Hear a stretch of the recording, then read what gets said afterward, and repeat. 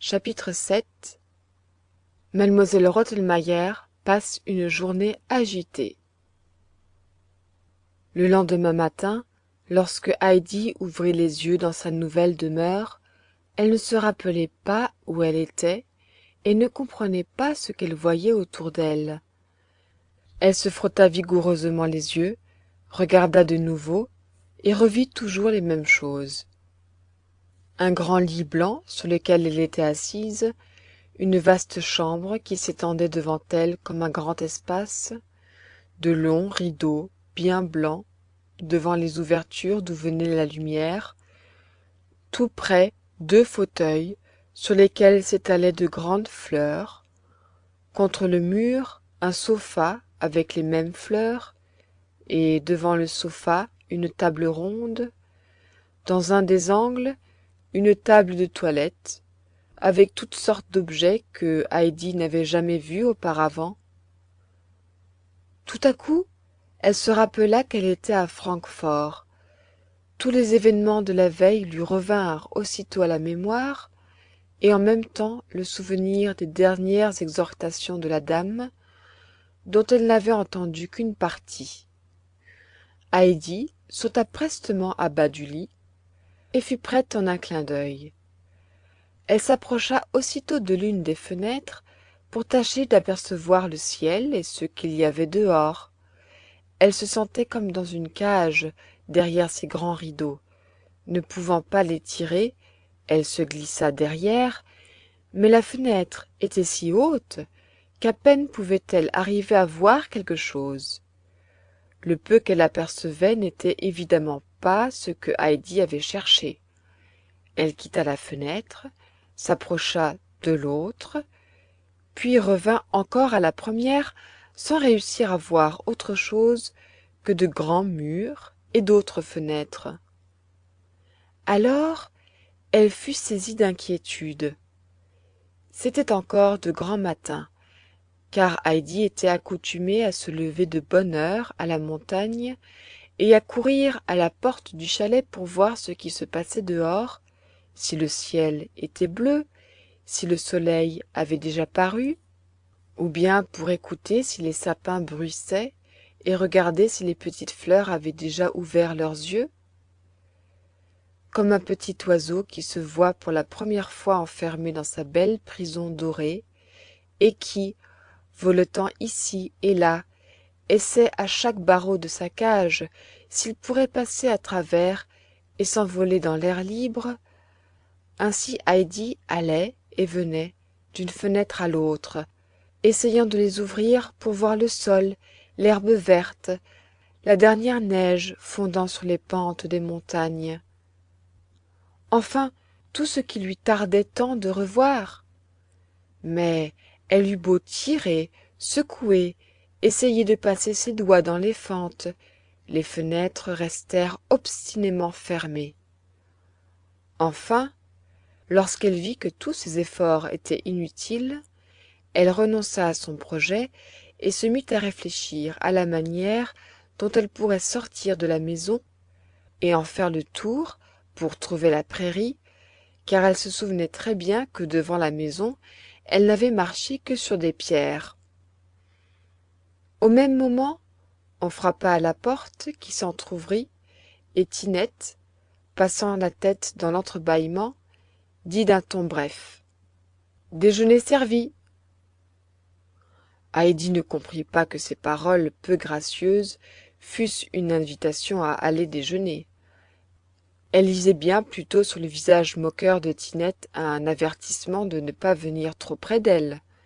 Aussi s'en tint-elle à cet avertissement, et prenant le petit tabouret qui était sur la table, elle s'assit dans un coin pour attendre tout tranquillement ce qui devait se passer. Un moment après, elle entendit un frôlement qui s'approchait dans le corridor. C'était M elle Rottenmeier, déjà aussi excitée que le soir précédent. Elle ouvrit la porte en criant dans la chambre. « Qu'est-ce que cela signifie, Adélaïde ? Ne comprends-tu pas ce que c'est qu'un déjeuner ? Arrive donc !» Cette fois Heidi comprit et suivit aussitôt M elle Rottenmeier. Clara, qui était déjà depuis longtemps installée à la table à manger, salua affectueusement Heidi. La perspective des nouveaux incidents, qui ne manqueraient pas de se produire dans la journée, donnait à son visage une animation inaccoutumée. Le déjeuner se passa cependant sans encombre, et Heidi mangea très convenablement sa beurrée. Quand ce fut fini, on roula de nouveau le fauteuil de Clara à la salle d'études, et M elle Rottenmeier ordonna à Heidi de la suivre et de rester avec elle en attendant l'arrivée de monsieur le candidat. Dès que les deux enfants furent seuls, Heidi se hâta de demander: comment peut-on voir dehors, jusque par terre? On ouvre les fenêtres et on regarde, répondit Clara, que cette question amusait. Mais ces fenêtres ne peuvent pas s'ouvrir. Si, si, répliqua Clara, toi, tu ne peux pas encore, et moi je ne peux pas non plus t'aider, mais quand tu verras Sébastien, tu n'as qu'à lui dire de t'en ouvrir une. Ce fut un grand soulagement pour Heidi d'apprendre qu'on pouvait ouvrir les fenêtres et regarder dehors. Clara commença à lui faire toutes sortes de questions sur la vie qu'elle avait menée chez elle, et Heidi lui parla avec animation de l'Alpe, des chèvres, du pâturage et de tout ce qu'elle aimait. Pendant qu'elle causait ainsi, monsieur le candidat était arrivé, mais M elle Rottenmeier, au lieu de le conduire comme d'habitude à la salle d'études, l'avait fait entrer dans la salle à manger pour lui parler à son aise. Là, s'étant assise, elle lui décrivit avec la plus grande agitation l'embarras où elle se trouvait. Elle lui raconta comment, quelque temps auparavant, elle avait écrit à M. Sesemann, alors en séjour à Paris, que sa fille désirait depuis longtemps avoir une compagne dans la maison, ajoutant qu'elle-même approuvait cette idée, une compagne pouvant à la fois servir d'émule à Clara dans ses études et lui procurer, en dehors des leçons, une société agréable. Au fond, M elle Rottenmeier avait beaucoup désiré la chose, car elle ne demandait pas mieux que de pouvoir se décharger sur quelqu'un d'autre du soin d'amuser l'enfant malade. M. Sesemann avait répondu qu'il était tout prêt à satisfaire aux désirs de sa fille, mais à la condition que cette compagne serait traitée en toutes choses comme sa propre fille, parce qu'il ne voulait pas voir tourmenter des enfants dans sa maison. Ici, M elle Rottenmeier fit la remarque que cette recommandation était bien inutile, car qui songerait à tourmenter des enfants? Après cette parenthèse, elle reprit le fil de son récit et raconta tout au long comment elle avait été trompée au sujet de cet enfant, en énumérant toutes les occasions dans lesquelles Heidi avait déjà donné des preuves de son manque absolu des principes les plus élémentaires, si bien que non seulement monsieur le candidat aurait à reprendre les choses littéralement depuis l'ABC, mais qu'elle-même, M elle Rottenmeier, serait obligée de commencer avec elle par les notions les plus simples de l'éducation. En face de cette situation fatale, elle ne voyait qu'un moyen de salut, c'est que monsieur le candidat déclara, après en avoir fait l'essai, que deux natures aussi différentes ne pouvaient pas marcher ensemble sans préjudice à la plus avancée des deux. Cette raison paraîtrait sans doute assez sérieuse à M. Sesemann pour le déterminer à rompre l'engagement et à envoyer l'enfant à l'endroit d'où elle était venue. Quant à faire une chose pareille sans son consentement, il n'y fallait pas songer maintenant qu'il était prévenu de l'arrivée de Heidi. Mais monsieur le candidat était très circonspect et n'envisageait jamais une question d'un seul côté. Il consola M elle Rottenmeier à force de paroles et en émettant l'opinion que si d'un côté la jeune personne était très retardée, il se pouvait que de l'autre elle fût d'autant plus avancée, ce qui s'équilibrerait bientôt grâce à un bon enseignement. Alors, voyant qu'elle ne trouvait point d'appui auprès de monsieur les candidats, mais qu'au contraire, il était disposé à commencer son ABC, mademoiselle Rottenmeier le fit entrer dans la salle d'études, où elle se garda bien de le suivre, car elle avait horreur de l'alphabet. Elle se mit à arpenter la chambre à manger de long en large, tout en réfléchissant à la manière dont le domestique devrait appeler Adélaïde. M. Sesemann avait écrit qu'elle devait être traitée comme sa fille, et cela s'appliquait sans doute en premier lieu à ses rapports avec les gens de la maison. Mais elle fut bientôt interrompue dans ses réflexions par une rumeur à la salle d'études, accompagnée d'un grand vacarme d'objets tombant à terre et de voix appelant vivement Sébastien à l'aide. Elle se précipita dans la chambre voisine. Oh, quel spectacle! Sur le plancher gisaient pêle-mêle tous les livres de classe, cahiers, encriers, et par-dessus le tapis de la table, sous lequel s'échappait un ruisseau noir qui traversait toute la chambre. Heidi avait disparu. « Nous y voilà !» s'écria mademoiselle Rottenmeier en joignant les mains. « Le tapis, les livres, la corbeille à ouvrage, tout dans l'encre. A-t-on jamais vu une chose pareille? C'est sans doute cette créature de malheur. » Monsieur le candidat contemplait sans mot dire et d'un air très effrayé la catastrophe qui, pour cette fois, ne se présentait que sous un seul point de vue, et ce point de vue était écrasant. Clara, au contraire, paraissait grandement amusée et suivait avec intérêt toutes les péripéties de l'aventure et leur effet sur mademoiselle Rottenmeier. Elle lui expliqua ce qui s'était passé. « Oui, c'est Heidi qui l'a fait, mais pas exprès, et il ne faut pas du tout qu'elle soit punie. Elle s'est seulement tant dépêchée en quittant la table qu'elle a entraîné le tapis avec elle et tout est tombé par terre. Elle avait entendu passer des voitures.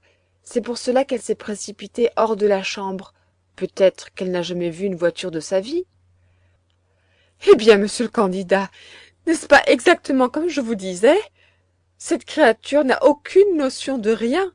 Elle n'a pas la moindre idée de ce que c'est qu'une leçon et qu'on doive écouter et rester tranquille. Mais où est-elle allée à présent?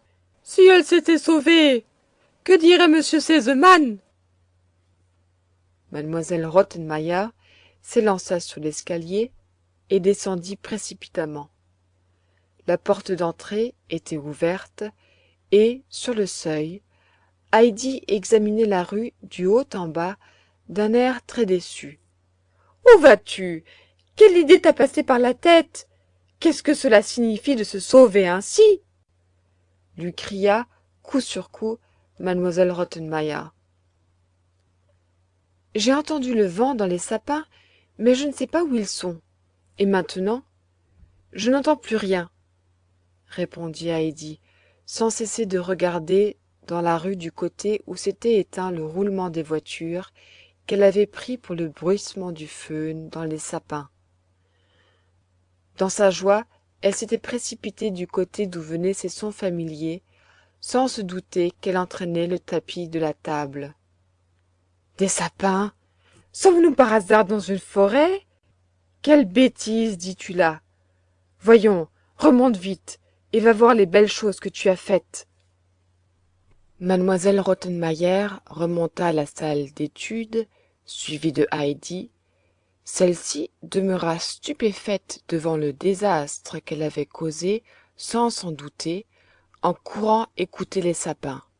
« C'est bon pour une fois, mais que cela ne t'arrive pas une seconde, » dit sévèrement mademoiselle Rottenmeier, le doigt étendu vers le plancher. « Tu te rappelleras que dans les leçons, on doit rester tranquille sur sa chaise et écouter attentivement le maître. Et si tu n'apprends pas à le faire de toi-même, je serai obligée de t'attacher à ta chaise.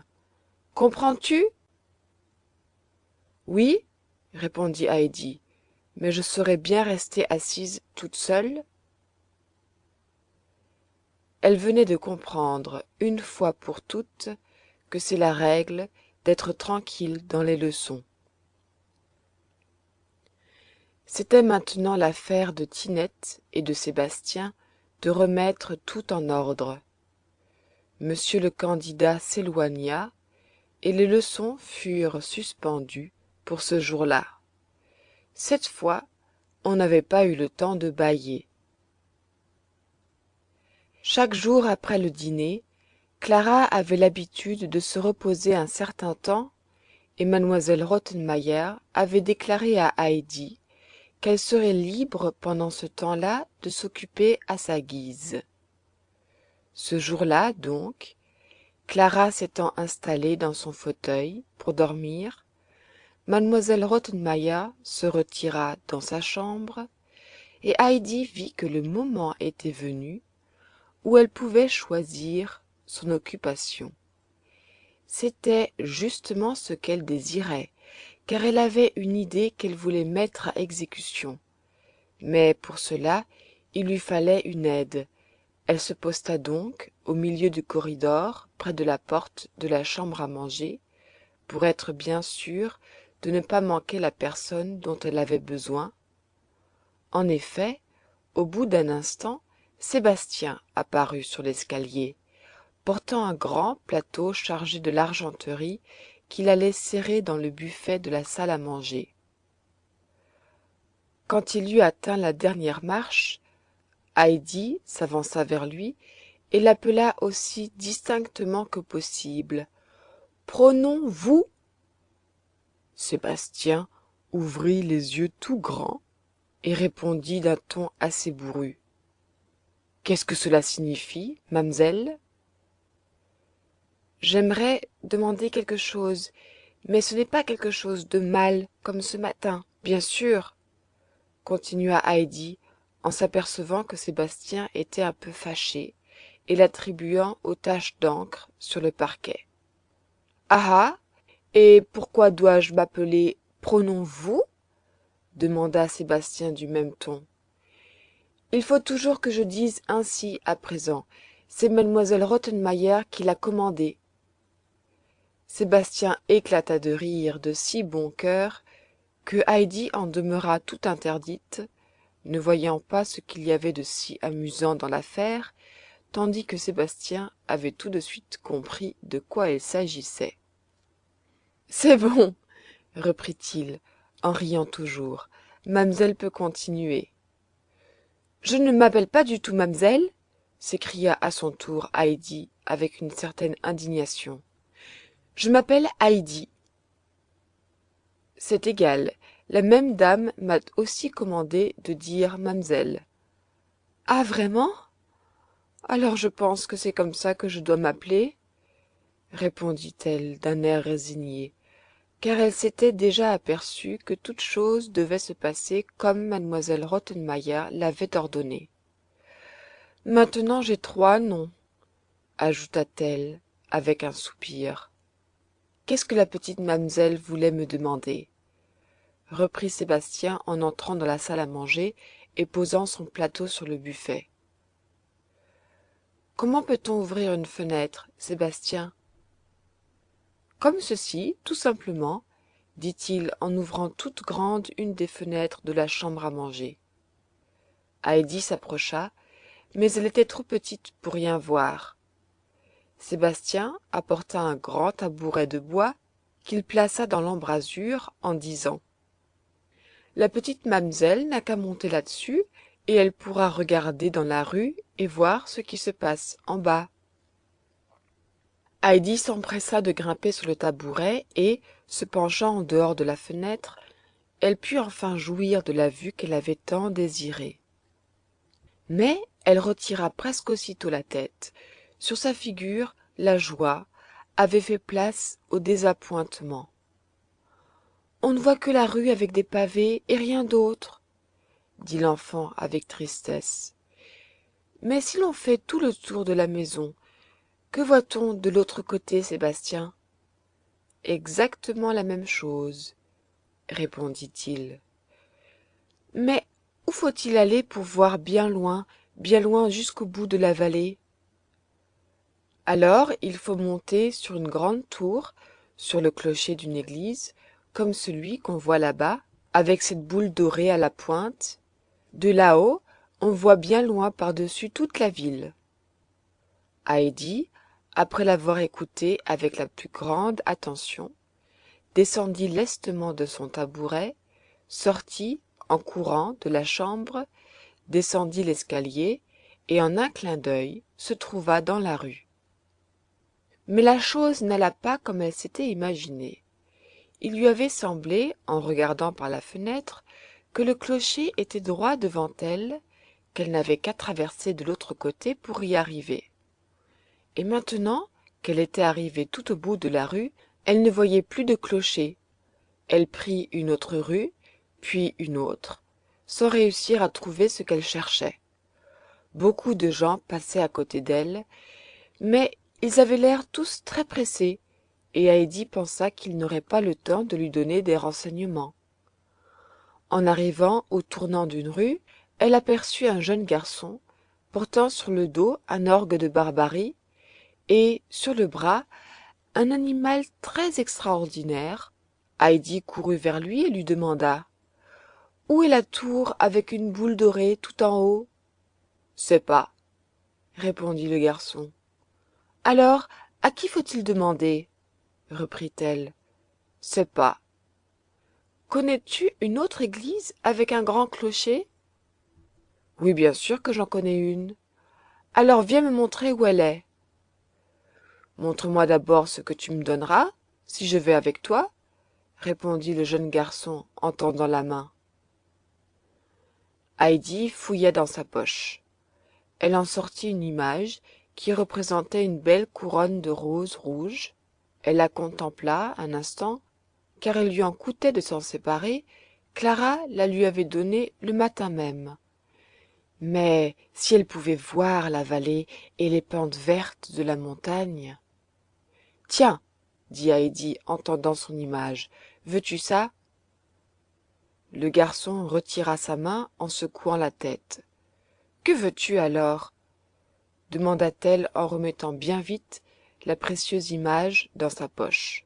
« De l'argent ?»« Je n'en ai point, mais Clara en a et elle m'en donnera. Combien veux-tu ?»« 20 centimes. »« Alors viens. » Tous deux se mirent en route, et tandis qu'ils parcouraient une longue rue qui s'en allait à perte de vue, Heidi demanda à son compagnon ce qu'il portait sur le dos sous un drap. Il lui expliqua que c'était un bel orgue qui faisait une magnifique musique quand on tournait une mécanique. Tout à coup, ils se trouvèrent en face d'une vieille église avec un grand clocher. Le jeune garçon s'arrêta en disant: « C'est là. »« Mais comment est-ce que j'entrerai ?» demanda Heidi en voyant les grandes portes fermées. « Sais pas, » répondit son guide. « Crois-tu qu'il faut sonner comme on fait quand on veut Sébastien ?»« Sais pas. » Heidi avait découvert une sonnette contre le mur et se mit à la tirer de toutes ses forces.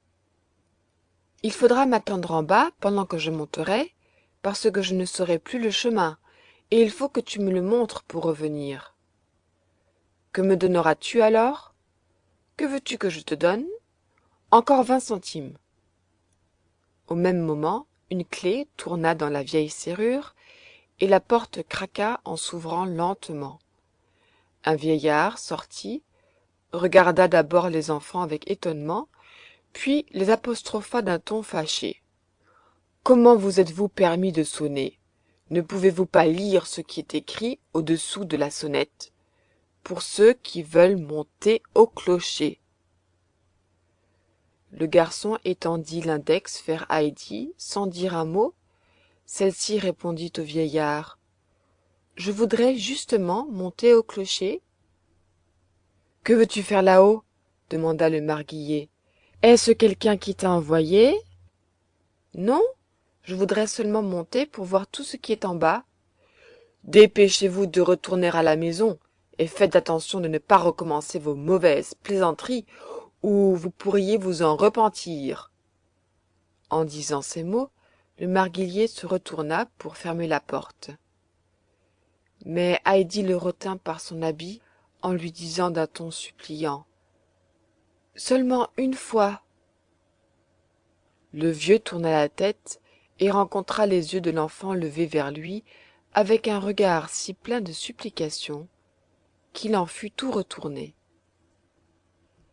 Il la prit par la main et lui dit avec bonté: « Eh bien, puisque tu y tiens tellement, viens avec moi. » Le garçon s'assit sur les marches de pierre devant l'église, en faisant signe qu'il ne voulait pas les accompagner. Heidi, la main dans celle du vieux marguillier, monta beaucoup de marches qui allaient en se rétrécissant toujours davantage, puis ils gravirent un dernier petit escalier plus étroit encore que le reste, et arrivèrent enfin en haut du clocher. Le marguillier souleva Heidi à la hauteur de la petite fenêtre. « À présent, tu peux regarder tout en bas, » lui dit-il. Heidi vit au-dessous d'elle comme une mer de toits, de tours, de cheminées. Elle retira presque aussitôt sa tête, en disant d'un ton triste et découragé: « Ce n'est pas du tout comme je pensais. » « Voyez-vous ça? Qu'est-ce qu'un brin d'enfant comme toi peut comprendre à une vue? Allons, redescendons, et une autre fois ne sonne plus à un clocher. » Le vieillard posa Heidi à terre et, marchant le premier, commença à redescendre l'étroit escalier. À l'endroit où les marches devenaient plus larges, il y avait une porte qui conduisait dans la petite chambre du marguillier, et un large plancher qui s'étendait jusque sous les pentes du toit. Là, dans un coin, il y avait une corbeille, devant laquelle était assise une grosse chatte grise qui commença à grogner d'un air menaçant, car dans cette corbeille habitaient ses petits, et elle voulait avertir les passants de ne pas se mêler de ces circonstances de famille. Heidi s'arrêta court et regarda la chatte avec étonnement. Elle n'en avait jamais vu d'aussi grosse. C'est que le vieux clocher était habité par des troupes de souris, et la chatte n'avait pas de peine à se procurer tous les jours une demi-douzaine de rôtis. Le marguillier, voyant la surprise de Heidi, lui dit: « Approche-toi seulement, elle ne te fera pas de mal si je suis là, tu pourras regarder les petits. » Heidi s'approcha de la corbeille et se mit à pousser des cris de joie et d'admiration. « Oh, quelle mignonne petite bête, les jolis minets !» s'écriait-elle en sautant tout autour de la corbeille pour mieux voir les drôles de gambades des 7 ou 8 petits chats qui grimpaient les uns par-dessus les autres, s'accrochaient à la corbeille et retombaient sans cesse en arrière. « Aimerais-tu en avoir un ?» demanda le marguillier, que les gambades de l'enfant égayaient. « Un minet rien que pour moi? Pour toujours ?» s'écria-t-elle sans pouvoir croire à un pareil bonheur. « Oui, oui, rien que pour toi, et tu n'as qu'à les prendre tous, si tu as de la place, » dit le vieillard qui ne demandait pas mieux que de se débarrasser de ses petits chats sans être obligé de les noyer. Heidi était au comble du bonheur. Il y avait bien assez de place pour tous les chats dans la grande maison où elle demeurait. Et Clara, comme elle serait surprise et joyeuse quand elle verrait arriver les jolis petits animaux. « Mais comment pourrais-je les emporter ?» demanda Heidi, qui avançait déjà la main pour en saisir un ou deux. La grosse chatte se jeta aussitôt sur son bras en grondant d'un air si menaçant que l'enfant recula tout effrayé. « Je te les porterai, si tu me dis où tu demeures, » dit le marguillier, tout en caressant la chatte pour la calmer, car ils étaient bons amis, il y avait longtemps qu'ils habitaient ensemble le vieux clocher. « Chez monsieur Sesemann, dans une grande maison sur la porte de laquelle il y a une grosse tête de chien en or avec une boucle dans la gueule, » répondit vivement Heidi. Le vieux marguillier n'avait pas besoin de tant d'explications. Depuis qu'il habitait le clocher, Il connaissait toutes les maisons bien loin à la ronde, et du reste, Sébastien était une de ses anciennes connaissances. « Je sais où c'est, répondit-il. Et quand j'apporterai les chats, qui faudra-t-il demander? Tu n'es pourtant pas monsieur Sesemann. Non, mais il y a Clara, qui sera si contente quand les petits chats arriveront. » Le marguillier voulut alors se mettre en marche pour descendre, mais Heidi ne pouvait pas se décider à quitter ce spectacle si divertissant. « Si seulement je pouvais en emporter tout de suite un, ou deux, un pour moi et un pour Clara. Est-ce que je peux? Alors, attends un moment. » Et le marguillier s'empara avec précaution de la chatte, l'emporta dans sa chambre et la déposa à côté de sa soucoupe pleine de lait. Puis, il ferma la porte et revint vers Heidi. « À présent, prends-en deux. » Les yeux de l'enfant étincelèrent de joie. Elle en choisit un, tout blanc, et un autre, rayé de jaune, et les mit, l'un dans la poche droite de son tablier, l'autre dans la poche gauche, après quoi elle se remit en marche pour descendre. Le garçon était toujours assis à la même place sur les degrés de l'église. Lorsque le marguillier eut refermé la porte derrière Heidi, elle demanda: « Quel chemin faut-il prendre pour retourner chez monsieur Sesemann? »« Sais pas. » Heidi lui décrivit alors tout ce qu'elle connaissait de la maison, la porte d'entrée, les fenêtres, l'escalier, mais le garçon secouait toujours la tête, tout cela lui était inconnu. « Vois-tu, continua Heidi, quand on regarde par une des fenêtres, on voit une grande, grande maison toute grise, et le toit fait comme ça. » Et avec son doigt, elle dessina en l'air de grands zigzags.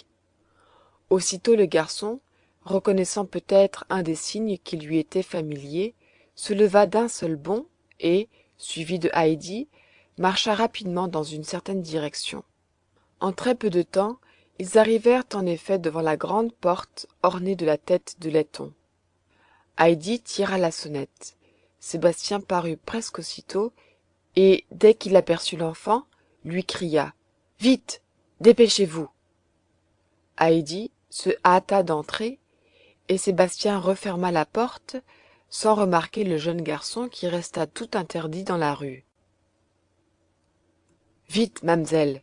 répéta Sébastien. « Allez tout droit à la salle à manger. On est déjà à table. Mademoiselle Rottenmeier a l'air d'un canon chargé. Mais aussi, quelle idée a eue mamselle de se sauver ainsi ?» Heidi entra dans la chambre. Mademoiselle Rottenmeier ne tourna pas la tête. Clara ne dit rien non plus. Ce silence était inquiétant. Sébastien avança la chaise de Heidi. Quand elle fut assise, mademoiselle Rottenmeier lui adressa enfin la parole avec un visage sévère et d'un ton solennel. « Adélaïde, j'aurai à te parler après le dîner. Pour le moment, je me contenterai de te dire que tu t'es conduite comme une enfant mal élevée. Tu as quitté la maison sans demander permission, sans rien dire à personne, et tu vas errer on ne sait où jusqu'au soir. C'est une conduite vraiment sans exemple. »« Miaou » entendit-on pour toute réponse. Alors la colère de la dame éclata. « Comment, Adélaïde ?» cria-t-elle en haussant de plus en plus la voix. « Après toutes tes malhonnêtetés, tu te permets encore envers moi une mauvaise plaisanterie? Prends garde à toi, je t'avertis. »« Je fais... » balbutia Heidi. « Miaou, miaou !» Sébastien jeta presque sur la table le plat qu'il tenait et sortit précipitamment de la chambre. « C'est assez !» voulut dire mademoiselle Rottenmeier, mais l'indignation lui coupa la voix. Enfin, elle put articuler: « Lève-toi et sors de la chambre !» Heidi, tout interdite, se leva de sa chaise et voulut encore essayer une explication. « Bien sûr, je ne voulais pas faire miaou, miaou. Mais Heidi, dit alors Clara, pourquoi fais-tu toujours miaou quand tu vois que ça fâche mademoiselle Rottenmeier? Ce n'est pas moi, ce sont les petits chats, dit-elle, parvenant enfin à donner une explication sans être interrompue. Comment? Que dis-tu? Des chats? Des petits chats? S'écria mademoiselle Rottenmeier. Sébastien, Tinette, chassez ces affreuses bêtes, chassez-les. Et, disant cela, elle s'enfuit en toute hâte dans la salle d'études et tira le verrou pour être plus en sûreté, car, pour mademoiselle Rottenmeier, les petits chats étaient ce qu'il y avait de plus affreux dans la création. Sébastien, qui était resté derrière la porte, faisait tous ses efforts pour vaincre son fou rire avant de rentrer. En s'approchant de Heidi pour la servir, il avait aperçu une petite tête de chat sortant d'une de ses poches, et il avait tout de suite prévu la scène qui allait se passer. Mais il n'avait pas pu y tenir longtemps, et pris d'un fou rire irrésistible, il n'avait eu que le temps de poser ses plats sur la table et de s'esquiver. Quand il eut un peu repris son sérieux, il rentra dans la chambre un moment après le cri d'angoisse de mademoiselle Rottenmeier. Il y trouva tout dans l'ordre et le calme le plus parfait. Clara tenait un des petits chats sur ses genoux, Heidi était agenouillée près d'elle, et toutes deux paraissaient enchantées de jouer avec ces mignonnes petites bêtes. Sébastien, lui dit aussitôt Clara en le voyant entrer, nous avons besoin de votre aide. Il faut trouver une cachette pour nos petits chats, dans un endroit où mademoiselle Rottenmeier ne puisse pas les voir, parce qu'elle en a peur et elle les chasserait. Mais nous voulons garder nos jolis minets, et nous les sortirons toujours de leur cachette quand nous serons seuls. Où pourrait-on les mettre? Je m'en charge, mademoiselle Clara, répondit Sébastien avec empressement. Je leur ferai un joli petit lit dans une corbeille et je la mettrai dans un coin où une dame poltronne n'osera jamais aller, je vous en réponds. Là-dessus, Sébastien se mit immédiatement à l'œuvre en riant à part lui, car il pensait « Il se passera bien sûr encore quelque chose ». Et Sébastien ne craignait pas de voir mademoiselle Rottenmeier un peu en colère. Ce ne fut que longtemps après, lorsque l'heure d'aller se coucher fut venue, que mademoiselle Rottenmeier se hasarda à entr'ouvrir un peu la porte et à demander à travers la fente étroite. « Ces affreuses bêtes ont-elles enfin disparu ?»« Oui, certainement, » répondit Sébastien, qui allait et venait dans la chambre en prévision de cette question. En un tour de main, il enleva les deux petits chats des genoux de Clara et disparut avec eux. Quant à la semonce que mademoiselle Rottenmeier avait réservée à Heidi, elle fut remise au lendemain, car elle se sentait épuisée par toutes les émotions, les ennuis, la colère et la frayeur que Heidi lui avait causées coup sur coup sans s'en douter. Elle se retira donc en silence, et les deux enfants la suivirent tout heureuses, car elles savaient leur petit chat en sûreté dans un bon lit. Fin du chapitre 7.